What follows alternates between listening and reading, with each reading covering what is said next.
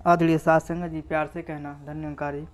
सत्संग जी दास आप सबके सामने एक साखी रखने जा रहा। आशा है प्रवान के साखी का शीर्षक है एक वह भी जमाना था। एक वह भी जमाना था जब महिलाएं घरों और खेतों में हंसी मजाक करके बातें करते हुए गाते लाते हुए काम करती थीं। यानी काम के लिए उनके एक रोचक खेल की भांति था। इसी प्रकार मनुष्य खेतों में खुदाई जुदाई और बुआई जैसे कड़े श्रम वाले काम हंसी खुशी में गीत हुए कर लेते थे। खेत में हल चलाते हुए किसान यदि अकेला होता तो अपने बैलों से ही बातचीत कर लेता था।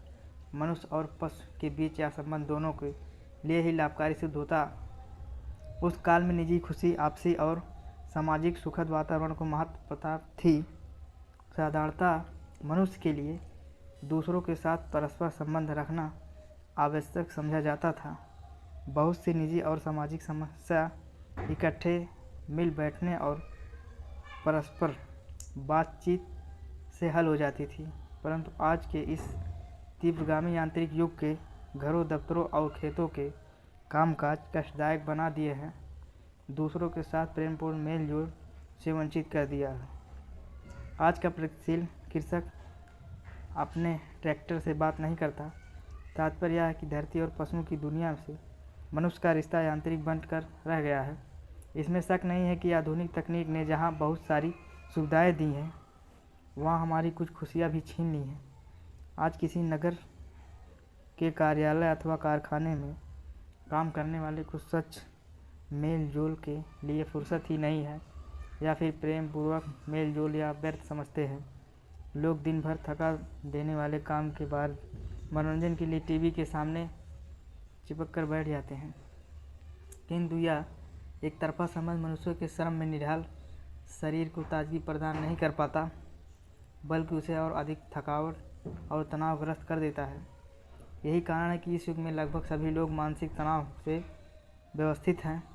कुछ लोगों का ख्याल कि पढ़े लिखे नगरवासी लोगों के वार्तालाप अनपढ़ देहातियों की अपेक्षा अधिक रोचक होते हैं, परंतु वास्तविकता इसके विपरीत है।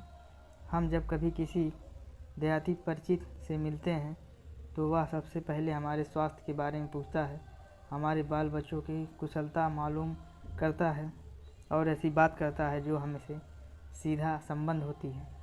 परंतु नगरवासी परिचित मिलने पर किसी न किसी रूप में अपनी बड़ाई की चर्चा करता है अथवा अपनी मजबूरियों और दीनता का रोता है। यदि वह अधिक पढ़ा लिखा है तो उसके वार्तालाप का विषय राजनीति के बुलित से बाहर नहीं निकल पाता। यह ठीक है, आजकल राजनीति मानव के जीवन का हिस्सा बन गया है, परंतु राजनीति को अपने मन मस्तिष्क पर इतना आच्छादित कर लेना भी तो उसके उचित नहीं है कि हम प्रत्येक सामाजिक अवसर पर राजनीति से संबंधित ही बातचीत करें। किसी के जन्मदिन अवसर पर, किसी की शादी की पार्टी हो या फिर किसी के आकस्मिक मृत्यु की शोक सभा हो, हम राजनीति वार्तालाप छेड़े बिना नहीं रह पाते हैं। सारांश यह है कि वर्तमान यांत्रिक युग में मानव जीवन पतन की ओर गतिमान हुआ है। चरित्र मूल पतनशील हुए है। समय का तकाजा यही है कि हम आधुनिक तकनीक से लाभ उठाएं, परंतु अपने जीवन को यंत्र को न बनाए। बोलना एक प्राकृतिक देन है, जबकि मौन अप्राकृतिक है। हम वार्तालाप की इस ईश्वर प्रदत्त देने का प्रयोग करते हुए मीठा बोलें। मीठा बोलना ही सहानुभूति की आधारशिला है। अपने हृदय में दूसरों के दृष्टिकोण और अनुभवों की प्रशंसा करने का गुण उत्पन्न करें। लाभदायक वार्तालाप के लिए सच्चाई, सहनशीलता, सब नम्रता और प्यार तीव्र वाला स्वभाव बनाएं। मीठे बोले का ताना बान सकारात्मक विचारों के अंतर्गत प्यार, खुशी, आशा, विश्वास और त्याग की भावना से बुने, ताकि हमारी मुस्कान हमारी प्रेम पूर्वक दृष्टि और प्यार भरे स्पर्श से दूसरों को सुख मिले।